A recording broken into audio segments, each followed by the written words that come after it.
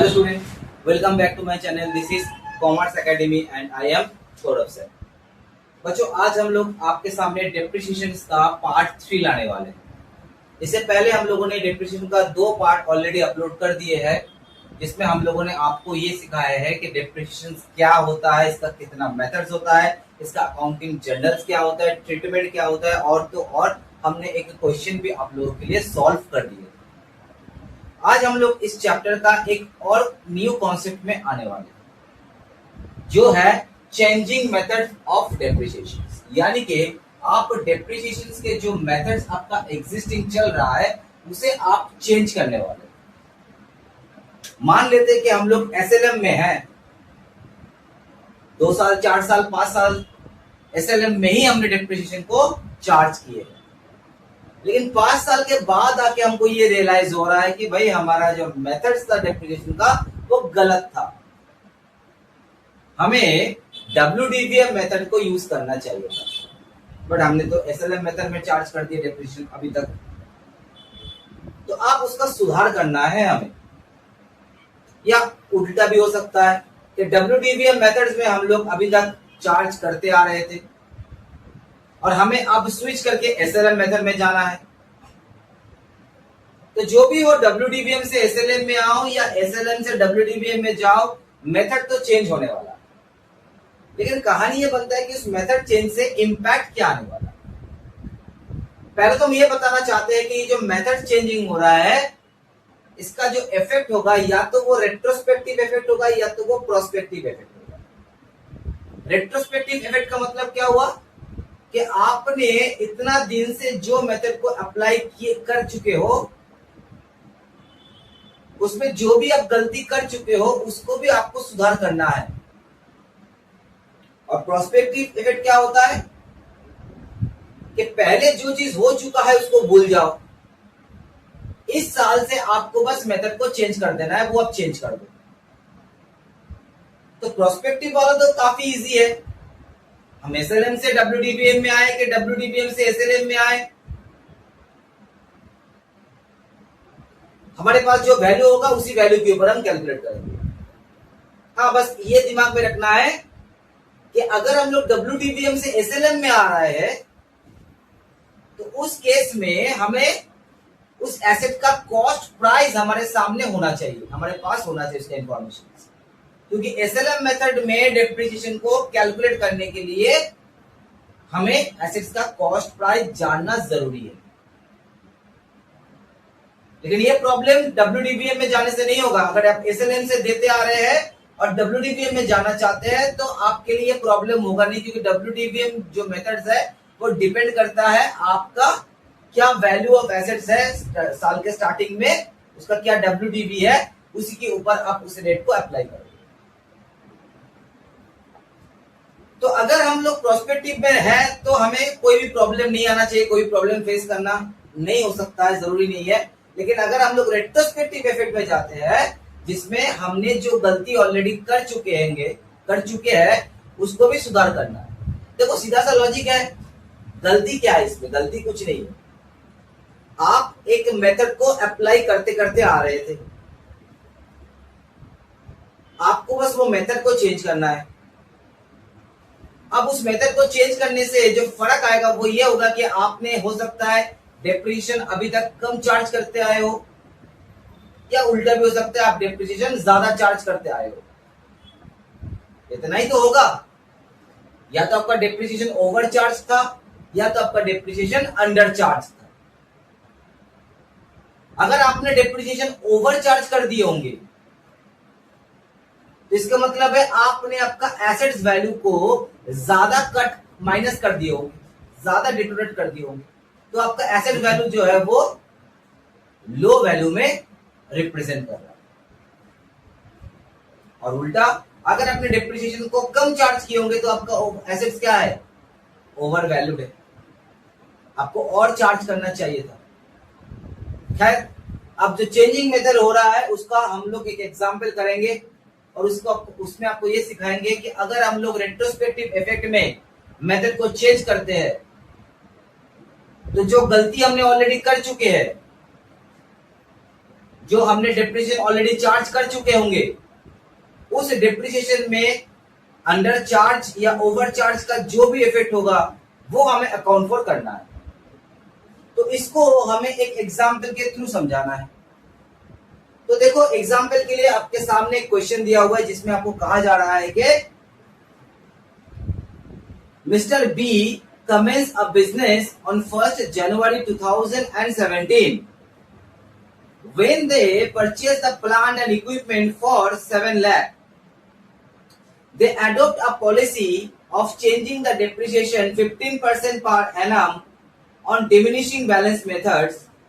Over the year, their purchase of plant have been on 1st January 2018 1,50,000 and on 1st January 2021 2 lakhs. On 1st January 2021, it was decided to change the method of depreciation and the rate of depreciation to the 10% under the straight line methods. ठीक है? Calculate the difference in the depreciation to be adjusted in the plant and equipment account till 31st of December 2020 and prepare the plant and equipment account for the year 2021. तो आपको केवल एक ही साल का यहाँ पे एसेट्स अकाउंट को बनाना है, लेकिन उसके लिए आपको कहा जा रहा है कि आपका मेथड जो है वो चेंज करके उसका जो भी इफेक्ट है उसको लाने के बाद ही आप अकाउंट को बनाओगे। पहला मशीन जब उसने परचेज किए थे तो था 1 जनवरी 2017 जो कि 7 लाख में खरीदा गया था और जिसमें वो लोग 15% का डेप्रिसिएशन चार्ज कर रहा था डिमिनिशिंग बैलेंस मेथड्स में। उसके बाद 2018 में भी उसने एक और मशीन खरीदा 1.5 लाख का, जो भी उसने 15% का डेप्रिसिएशन ही चार्ज किया under the diminishing balance methods. लेकिन जैसे ही 2020 आ गया, जैसे ही 2020 आ गया, वो लोगों ने ये डिसाइड किया कि भाई हमारा मेथड जो है वो अब चेंज होना चाहिए। हमने अभी तक गलत डेप्रिसिएशन का रेट और गलत मेथड को चूज करके डेप्रिसिएशन चार्ज कर रहे हैं। तो उन्होंने क्या किया, 2020 में ही इस मेथड को चेंज कर लिया और उसके बाद फिर 21 में एक न्यू एसेट परचेज किया। एक बात समझ लो, जब भी आप मेथड को चेंज करने वाले हो, अगर करंट डेट का कोई भी एसेट्स है तो उसमें चेंजिंग मेथड अप्लाई नहीं हो रहा है। क्यों? क्योंकि तो वो करंट ईयर का है। जिस साल आप चेंज करोगे उस साल डेफिनेटली उस एसेट्स को आप नया मेथड से ही कैलकुलेट करोगे। और दूसरा पॉइंट ये आपको याद रखना है कि जो एसेट आपका बिक्री हो जा रहा है ड्यूरिंग दिस ईयर, मतलब जिस साल आप उस एसेट्स को मेथड को चेंज करोगे, अगर उसी साल कोई एसेट आप डिस्पोज करते हो तो उसके ऊपर भी डेप्रिसिएशन का चेंजिंग अप्लाई नहीं होता है। तो चलो इसको अब हम लोग क्या करते हैं, सॉल्यूशन करके दिखाते हैं।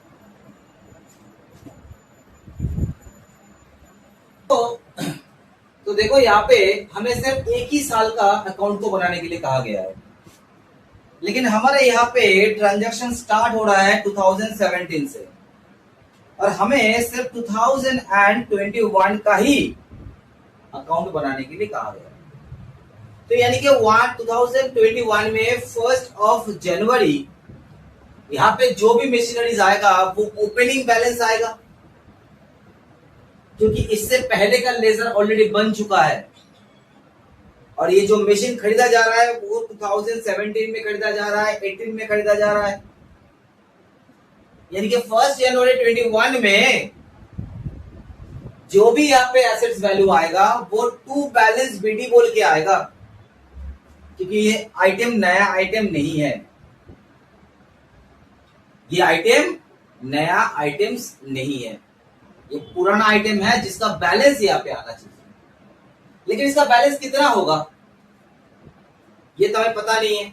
अगर हम लोग लेजर को 2017 से बनाते तो 2021 में टू बैलेंस बीडी कितना आता ये जान पाते, लेकिन उसका उपाय भी हमारे पास नहीं है,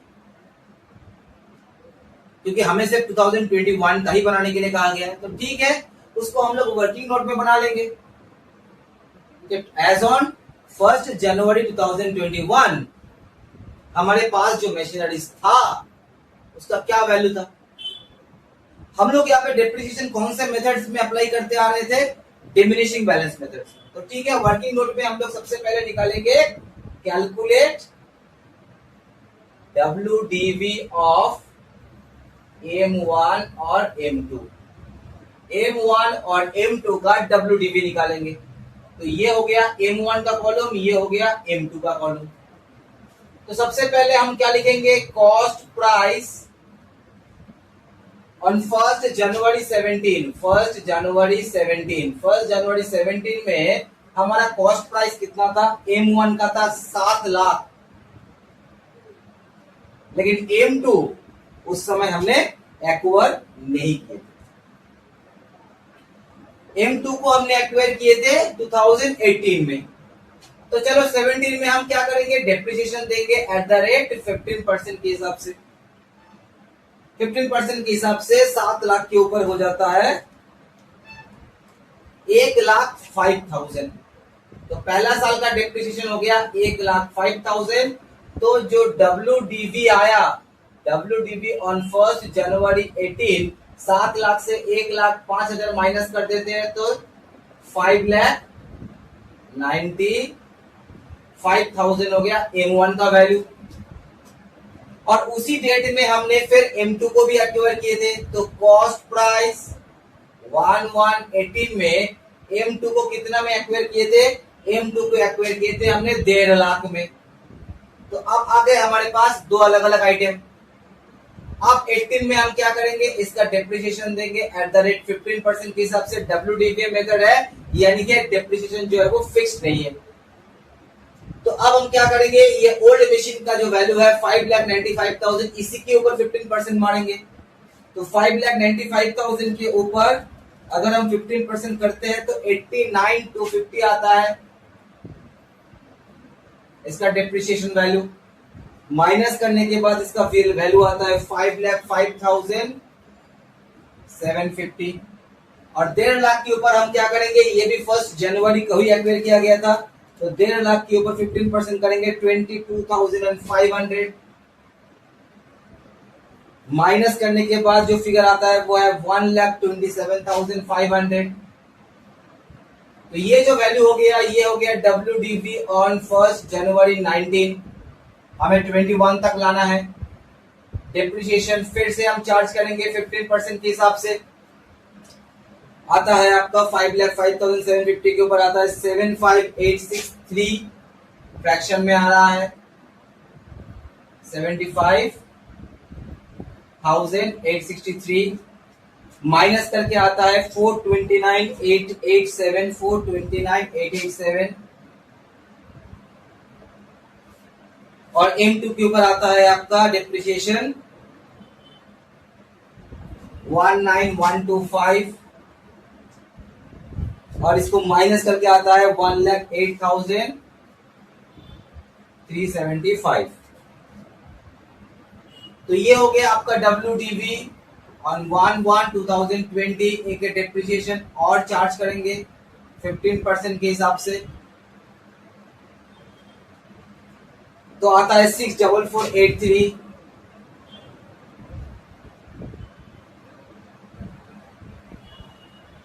और इसका आता है आपका 16,108,375 इंटू 15%, 16,256, 16,256। माइनस करके जो फिगर आता है वो है 92,119। और M1 का आता है 365,404।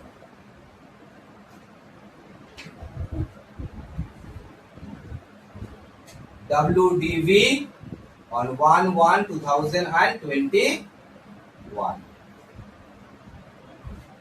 तो आ गया हमारे पास 1 जनवरी 21 का दोनों आइटम का बैलेंसेस। तो 1 जनवरी 21 में हम क्या करेंगे बच्चों, 2 बैलेंस बीडी लिखेंगे, दोनों को ऐड कर देंगे। 3,65,404 प्लस 92,119, 457,523। ये हो गया हमारा opening balance of asset as on 1 जनवरी 21। उसके बाद हमने इस साल एक और एक्वायर किया मशीन 1/1/2021 में ही न्यू मशीन है, यानी कि M3 है, जिसका वैल्यू है 2 लाख। तो हो गया हमारे पास टोटल 3 एसेट्स। अब हमने क्या किया, 20 तक हमने डेप्रिसिएशन जो है वो उसी रेट से उसी मेथड में चार्ज किए हैं। ठीक है, तो हमें कहा जा रहा है calculate the difference in the depreciation to be adjusted in the plant and equipment till 31 दिसंबर 2020। मतलब 31 दिसंबर 2020 तक हमने ओल्ड रेट से ही डेप्रिसिएशन और ओल्ड मेथड से डेप्रिसिएशन को चार्ज किए हैं। तो 21 में आके डिसाइड किया जा रहा है कि मेथड को चेंज किया जाएगा। तो कब ये डिसाइड किया जाएगा? डेफिनेटली जब डेप्रिसिएशन देने का टाइम आएगा। और डेप्रिसिएशन हम लोग कब देते हैं? साल के एंड में, यानी कि 31 दिसंबर 2021 में जाके जो भी डेप्रिसिएशन हमने इतना दिन तक चार्ज कर चुके होंगे उसका ओवर या अंडर वैल्यूड को हम लोग कैलकुलेट करेंगे और उसको एडजस्ट करने के बाद ही करंट ईयर का डेप्रिसिएशन को कैलकुलेट करेंगे। तो अब हमको क्या करना है, वर्किंग नंबर 2 करना है, जिसमें हमें ये निकालना है कि हमने डेप्रिसिएशन को अभी तक अगर सही मेथड से चार्ज करते तो डेप्रिसिएशन कितना होगा। देखो हमारे सामने यहाँ पे ये टेबल खड़ा हुआ है जिसमें हम देख पा रहे हैं कि M1 और M2 में डिमिनिशिंग बैलेंस मेथड में हमने कितना कितना डेप्रिसिएशन ऑलरेडी चार्ज कर चुके हैं। पहला साल 1,05,000, दूसरा साल 2 मशीन मिला के 89,250 22,500, तीसरा साल 75,863 प्लस 19,125 और चौथे साल में 6,44,83 और 16,256 ये हमने ऑलरेडी चार्ज कर चुके हैं। लेकिन अगर हम लोग पहले दिन से ही अगर हम लोग करेक्ट मेथड और करेक्ट रेट को चार्ज करते तो डेप्रिसिएशन कितना चार्ज होता, तो उसी से हमें पता चल जाएगा कि हमारा डेप्रिसिएशन ओवर चार्ज है कि अंडर चार्ज। तो उसको निकालने के लिए हमें क्या करना है, हमें फिर से एक टेबल बनाना है। अब टेबल तो बनाना नहीं है क्योंकि ये एसएलएम मेथड में होगा। तो एसएलएम मेथड में हम क्या करेंगे, M1 के ऊपर 1, 2, 3 साल 4 साल का डेप्रिसिएशन निकालेंगे और M2 के ऊपर 1, 2, 3 साल का डेप्रिसिएशन निकालेंगे। तो ये था वर्किंग नोट नंबर 1। अब हम क्या करेंगे, वर्किंग नोट नंबर 2, जहां पे हम ये निकालेंगे कि depreciation under SLM method at the rate 10% से अगर हम करते तो हमारा कितना टोटल डेप्रिसिएशन होता। तो M1 का डेप्रिसिएशन कितना होता, M1 जो है इसका वैल्यू था 7 लाख, जिसके ऊपर हम क्या करते 10% का डेप्रिसिएशन निकालते हैं यानी कि 70,000। इस टोटल अमाउंट को हम मल्टीप्लाई करेंगे 4 से, क्योंकि 4 साल का डेप्रिसिएशन होगा। तो 70,000 करके देखो हर साल पूरा ही डेप्रिसिएशन हो रहा है, तो कोई फ्रैक्शन मंथ तो यूज हुआ नहीं है। तो 70,000 करके अगर हम लोग ईयरली चार्ज करते तो 4 साल का हो जाता 2,80,000 टोटल डेप्रिसिएशन इस एसेट्स के ऊपर। और अगर हम लोग M2 का करते तो M2 का वैल्यू कितना है बच्चों, 1.5 लाख, 1,50,000। इसका अगर हम लोग 10% करते तो होता 15,000 के हिसाब से। 15,000 इंटू 3 करेंगे क्योंकि 3 साल का ही डेप्रिसिएशन ऑलरेडी चार्ज हो चुका है, यानी कि 45,000। तो अब हम लोग कैलकुलेट करेंगे कि हमारा डेप्रिसिएशन ओवर चार्ज है कि अंडर चार्ज है। तो ये हो जाएगा आपका working note number 3, depreciation over या अंडर चार्ज। तो M1 और M2, तो डेप्रिसिएशन अंडर WDVM में हमने ऑलरेडी कितना चार्ज कर दिए भाई, टोटल कर दो 1,05,000 प्लस 89,250 प्लस 75,863 प्लस 6,44,83। तो we have already charge 3,34,596 3,34,596 under WDVM method in M1। और M2 में हमने कितना किए 22,500 plus 19,125 plus 16,256 we have charge 57,881 और डेप्रिसिएशन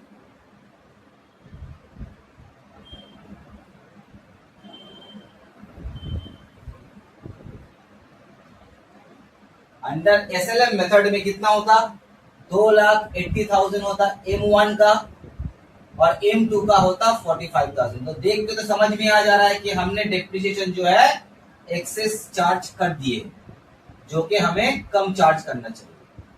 तो हमारा जो डेप्रिसिएशन है वो ओवर चार्ज है, ठीक है। तो ओवर चार्ज कितना है, माइनस करते हैं इसको, 12,881 है। M2 का डेप्रिसिएशन ओवर चार्ज 3,34,596 माइनस 2,80,54596। तो दोनों ही हमारे लिए ओवर चार्ज है। तो अगर डेप्रिसिएशन हमने ओवर चार्ज किए होंगे यानी कि एसेट्स को हमने ज्यादा डिडक्ट कर दिए होंगे, ठीक है। तो अब क्या करना है, यानी कि हमारा एसेट्स का वैल्यू जो है ज्यादा चार्ज हो चुका है डेप्रिसिएशन, यानी कि एसेट का वैल्यू कम हो चुका है। आपने ज्यादा चार्ज कर दिया डेप्रिसिएशन, तो एसेट आपका जो है वो अंडर वैल्यूड हो चुका है। अब आपको क्या करना है, आपको एसेट्स का वैल्यू को बढ़ाना है, एसेट्स के वैल्यू को बढ़ाना है। और एक चीज सोचो, ये डेप्रिसिएशन तुमने इतना दिन से चार्ज किए, एक्स्ट्रा चार्ज किए, यानी कि इसका सीधा इफेक्ट आपका प्रॉफिट पे पड़ा होगी, क्योंकि डेप्रिसिएशन हमारे लिए एक लॉस है जिससे हम प्रॉफिट और लॉस पे डेबिट करते हैं। तो आप अगर ज्यादा खर्चा मार दिए होंगे इतना दिन तक, तो आपने प्रॉफिट को कम कर दिए होंगे। तो सीधा सा लॉजिक है, अब हमें क्या करना है, एसेट्स के वैल्यू को भी बढ़ाना है और प्रॉफिट को भी बढ़ाना है। तो आपको क्या करना है, as on 31st of December 2021 just before charging of current year depreciation, आपको क्या करना है, टू PL एडजस्टमेंट, यानी कि प्रॉफिट एंड लॉस को एडजस्ट करना है, ठीक है। प्रॉफिट एंड लॉस को एडजस्ट करना है कितना वैल्यू से, ये जो दो अमाउंट है 54,596 और 12,881, 67,477 इस वैल्यू से आपको एसेट को बढ़ा देना है, ठीक है। तो जैसे ही आपने इस अमाउंट को डेबिट कर दिए, तो आपका एसेट जो है 4,57,523 प्लस 67,477, यानी कि ये आ गया आपका अब ओरिजिनल कॉस्ट में, ओरिजिनल वैल्यू में। मतलब अगर आप डेप्रिसिएशन एसएलएम में करते तो आपका शायद आज का वैल्यू, शायद क्या कंफर्म आपका वैल्यू होता, ये दोनों को जोड़ने से जितना आता है उतना। बस आपका एसेट अब रिस्टोर हो चुका है ओरिजिनल वैल्यू में। अब क्या करेंगे, अब इसको 31 दिसंबर 2021 में बाय डेप्रिसिएशन लगाएंगे। आपके पास M1 है, M2 है और M3 है, तीनों का डेप्रिसिएशन लगाएंगे अंडर द SLM मेथड, क्योंकि आपको SLM मेथड में कन्वर्ट होना है। तो M1 का कितना होगा, 70,000 होगा, M2 का होगा 15,000 और M3 तो इसी साल में परचेज किया गया, इसमें तो मेथड चेंजिंग अप्लाई होगा ही नहीं। तो इसका टोटल डेप्रिसिएशन है 20,000 और ये जबकि पूरा साल यूज हो रहा है, तो इसका पूरा अमाउंट का डेप्रिसिएशन ही चार्ज होगा। तो यानी कि आपका टोटल डेप्रिसिएशन चार्ज हो गया 1,05,000। बाकी जो है वो आपका बैलेंस सीडी हो जाएगा, बाय बैलेंस सीडी। टोटल में आ रहा है आपका 457,523, 7,25,000 आपका टोटल में आ रहा है, जिससे आपका डेप्रिसिएशन माइनस हो रहा है 1,05,000, यानी कि आपका बैलेंस जो आ रहा है वो है 6,20,000। तो ये था हमारा चेंजिंग मेथड ऑफ डेप्रिसिएशन, जहां पे हम देख रहे हैं कि अगर हम मेथड चेंज करते हैं उसका जो इम्पैक्ट है, अगर वो रेट्रोस्पेक्टिव इम्पैक्ट है, तो उसे हमको ये देखना है कि हमने इतना दिन तक जो गलती की है उस गलती को सुधारना है, उस गलती को हमें सुधारना है।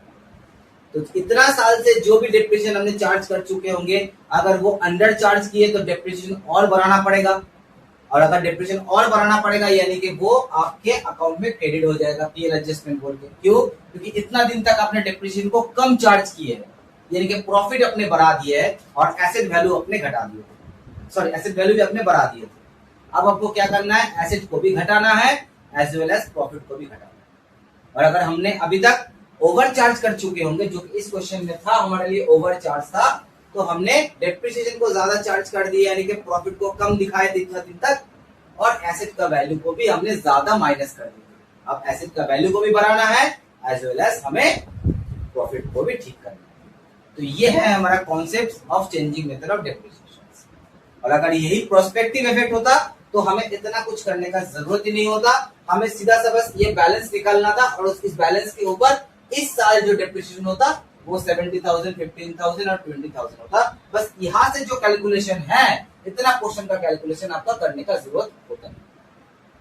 तो ये वीडियो अगर आप लोगों को समझ में आया होगा, ये कॉन्सेप्ट अगर क्लियर हुआ होगा, तो डेफिनेटली आप कमेंट कीजिएगा और इस चैनल को सब्सक्राइब कीजिएगा। आप लोगों के लिए रिसेंट वीडियो बहुत ही जल्दी आने वाला है।